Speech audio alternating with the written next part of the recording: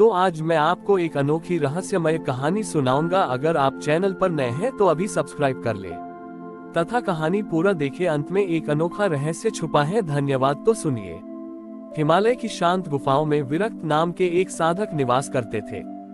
विरक्त अपनी कठोर तपस्या और संसार से पूर्ण विरक्ति के लिए जाने जाते थे।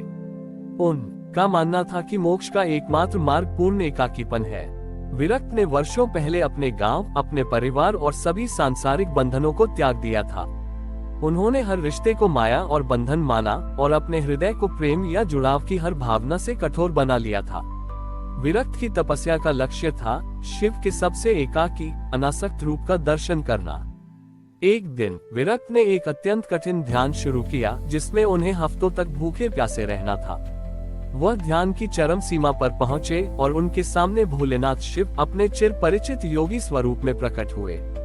विरक्त ने तुरंत शिव के चरणों में गिरकर कहा, हे महादेव, आप ही परम विरक्त हैं। मैंने संसार के हर बंधन को त्याग दिया है। मैंने अपने परिवार को छोड़ दिया, प्रेम को छोड़ा। अब मुझे वह ज्ञान दे जिससे मैं आपके जैसा पूर्ण अनासक्त हो सकूं और मोक्ष पा सकूं। शिव ने विरक्त की ओर देखा।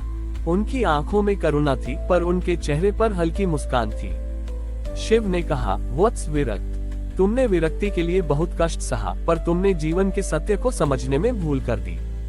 विरक्त ने आश्चर्य से पूछा, क्या भूल प्रभु? क्या संसार के बंधन माया नहीं है? शिव ने उत्तर दिया, बंधन माया है विरक्त, लेकिन प्रेम नहीं। तुमने स्वयं को एकाकी किया क्योंकि तुम्हें लगा कि एकाकीपन ही मुक्ति है, पर यह केवल डर है, डर कि तुम किसी से जुड़ोगे और फिर दुख पाओगे।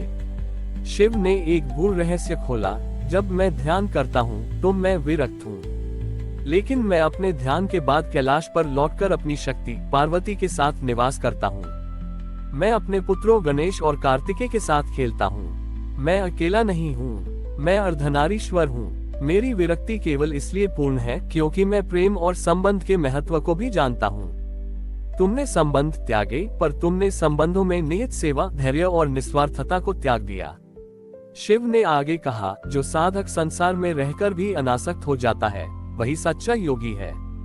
जिसने प्रेम का अनुभव ही नहीं किया, उसकी विरक्ति अपंग है। तुम्हें मेरे एकाकी रूप का नहीं, बल्कि मेरे पारिवारिक रूप का दर्शन करना चाहिए। विरक्त का मन हिल गया। उसने हमेशा सोचा था कि शिव का पारिवारिक जीवन केवल लीला है, न कि सत्य।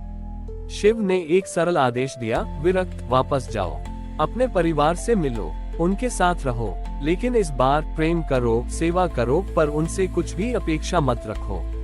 यदि तुम संबंधों में रहकर भी अनासक्त रह सकते हो, तभी तुम सच्ची विरक्ति और मुक्ति प्राप्त करोगे। विरक्त को ज्ञान हुआ कि उसने आसान रास्ता चुना था, भाग जाने का। शिव उसे कठिन मार्ग पर चलने को कह रहे थे, जुड़े रहने के बावजूद मुक्त रहने का मार्ग। विरक्त ने शिव का धन्यवाद किया। उसने अपनी तपस्या छोड़ी और वापस अपने गांव की ओर चल पड़ा।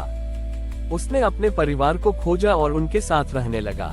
इस बार उसने बिना किसी अपेक्षा के उनकी सेवा की, उनका दुख सुख बांटा और उनमें शिवत्व देखा। और आश्चर्य, विरक्त को उस प्रेम और सेवा में वह असीम शांति मिली जो उसे वर्षों की एकाकी तपस्या में कभी नहीं मिली थी। उसने जाना कि सच्ची विरक्ति दूसरों को छोड़कर भागने में नहीं, बल्कि उनके बीच रहकर भी स्वयं के मन को अपेक्षाओं से मुक्त रखने में है। भगवान शिव के आदेश पर विरक्त अपने गांव लौट आए। जब वह वापस आए तो उनके परिवार के सदस्य, उनकी पत्नी, बेटे और पोते पोतियां उन्हें देखकर आश्चर्यचकित और सशंकित दोनों थे। उन्हें लगा कि वर्षों पहले संसार को ठुकराने वाला ये साधु शायद किसी स्वार्थ या बीमारी के कारण लौटा है। विरक्त ने किसी को कोई उपदेश नहीं दिया। उन्होंने कोई ज्ञान की बात नहीं की। वह बस साधारण सेवक की तरह घर में रहने लगे। उन्होंने अपने रहने के लिए किसी विशेष स्थान की मांग नहीं की। वह घर के एक कोने में सोते थे। वह बिना किसी से पूछे रसोई में जाते और शांत भाव से भोजन पकाते थे। जब उनकी पत्नी, जो अब बूढ़ी हो चुकी थी, उन्हें काम करते देखती तो उन्हें आश्चर्य होता। वह पूछती, आप इतने बड़े तपस्वी हैं, ये सब क्यों कर रहे हैं? विरक्त केवल मुस्कुराते और कहते, ये भी एक तपस्या है, ये सेवा का तप है। उनके पुत्र को इस बात पर क्रोध आता था। उसे लगता था कि उसके पिता, जो वर्षों पहले उन्हें छोड़कर चले गए थे, अब वापस आकर उनके जीवन में अनावश्यक हस्तक्षेप कर रहे हैं। पुत्र ने विरक्त से कई बार कठोरता से बात की, उनका अपमान भी किया। विरक्त ने उन बातों का कोई जवाब नहीं दिया। उनके मन में न तो क्रोध आया, न ही निराशा। वह समझ चुके थे कि वास्तविक अनासक्ति अपमान से आहत न होने में है। उन्होंने अपने पुत्र की हर बात को स्वीकार किया और उसकी सेवा करते रहे, जैसे वह शिव की सेवा कर रहे हों। एक दिन विरक्त का सबसे छोटा पोता बीमार पड़ गया। उसे बहुत तेज बुखार था। पुत्र और बहू घबरा गए। डॉक्टर ने कहा कि बच्चे को रात भर विशेष देखभाल की जरूरत होगी, जो थकाने वाली थी। पूरी रात विरक्त ने उस बच्चे के सिरहाने बैठकर उसकी सेवा की। उन्होंने कोई मंत्र नहीं पढ़ा, कोई चमत्कार नहीं दिखाया। वह बस अतिशय धैर्य और निस्वार्थ प्रेम के साथ उसकी देखभाल करते रहे। उन्होंने बच्चे के माथे पर ठंडे पानी की पट्टियां रखी और उसे बार बार पानी पिलाया। भोर होते होते बच्चे का बुखार उतर गया।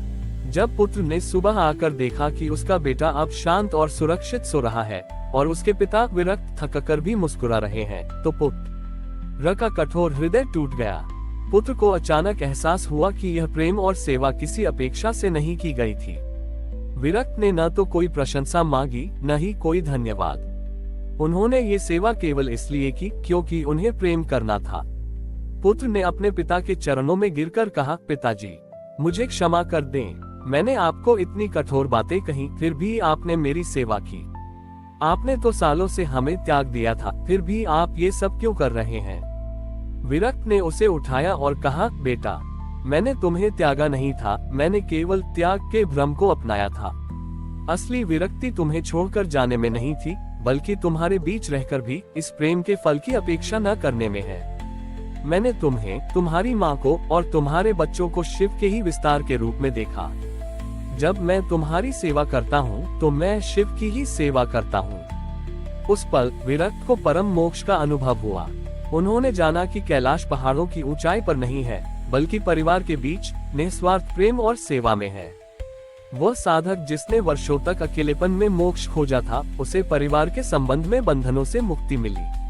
उनके जीवन का शेष भाग विरक्त योगी के रूप में नहीं, बल्कि प्रेम योगी के रूप में जाना गया, जिसने सिखाया कि सच्ची अनासक्ति दूसरों से दूर जाने में नहीं, बल्कि उनके पास रहकर भी स्वयं को अपेक्षाओं से मुक्त रखने में है। ये कहानी हमें सिखाती है कि पारिवारिक जीवन और सांसारिक संबंध मोक्ष के मार्ग में बाधा नहीं है, बल्कि निस्वार्थ प्रेम और सेवा के माध्यम से मोक्ष प्राप्ति के सर्वोत्तम साधन है। हमारी और भी आध्यात्मिक एवं अनोखी कहानियां देखने के लिए हमारे चैनल पर जाएं तथा धार्मिक एवं पौराणिक अनोखी कहानियां हमारे चैनल पर है। कृपया जाके देखें तथा हमारे चैनल को सब्सक्राइब करके रखें और वीडियो लाइक जरूर करें। धन्यवाद।